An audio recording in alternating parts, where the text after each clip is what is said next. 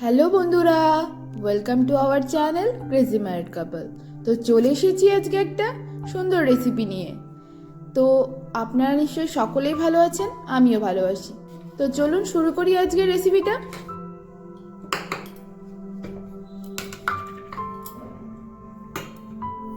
তো বন্ধুরা, আজকে আমি চলে এসেছি একটা শীতকালের পিঠের রেসিপি নিয়ে। তো আজকে আমি বানাতে চলেছি পাটিসাপটা পিঠে। তো পাটিসাপটা পিঠের রেসিপি হয়তো অনেকেই জানো, কিন্তু আজকে আমি কিরকম করে বানাচ্ছি সেটা দেখতে হলে ভিডিওটা দেখতে হবে।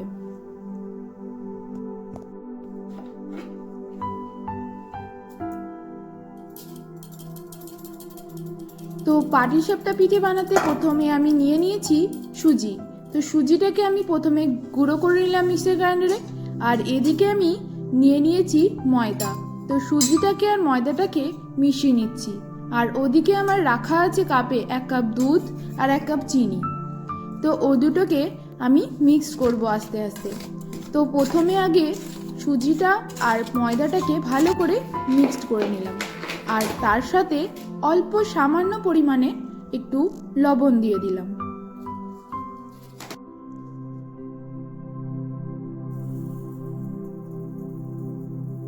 তো এবার আমি চিনিটাকেও গুঁড়ো করে নিচ্ছি।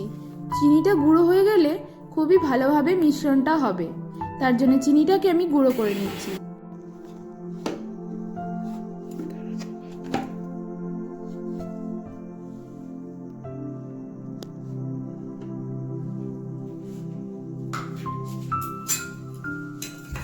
তো এদিকে আমার চিনিটা তো গুঁড়ো করা হয়ে গেছে। এবার আমি যে আমার গুঁড়োটা ছিল তার মধ্যে দিয়ে দিয়ে মিক্স করে নেব। তো আপনার স্বাদ মতো আপনি চিনিটা ইউজ করবেন।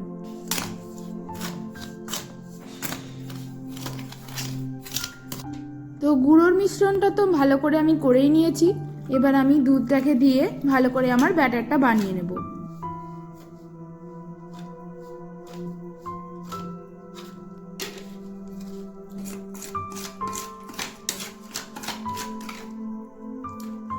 ব্যাটারটা আমার বানানো হয়ে গেছে, আর এদিকে আমি গ্যাসটা চালু করে নিলাম। তো গ্যাসটা চালু করে নিয়ে আমি আমার তাওয়াটা বসিয়ে দিয়েছি। তো তার উপরে তাওয়াটা গরম হতেই আমি অল্প একটুখানি ঘি দিয়ে দিলাম। তো ঘিটাকে দিয়ে আমি ভালো করে তেজপাতাটা দিয়ে ভালো করে ছড়িয়ে নিচ্ছি। তো ঘিটা দিলে পরে অবশ্যই এটা তলাটা ধরে যায় না, সেই জন্যে আর কি ঘিটা দেওয়া। তো আপনি সাদা তেলও ইউজ করতে পারেন।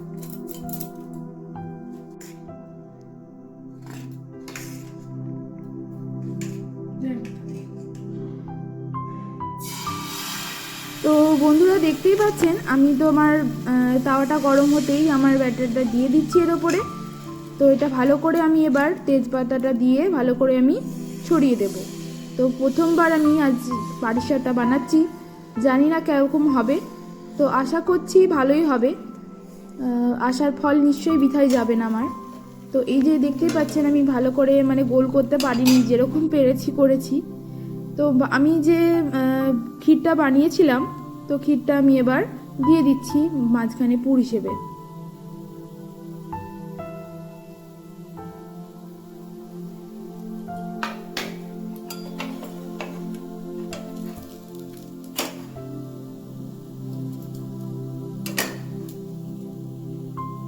দেখতেই পাচ্ছেন আমার পাটিসাপটাটা ভালো করেই উঠে গেল।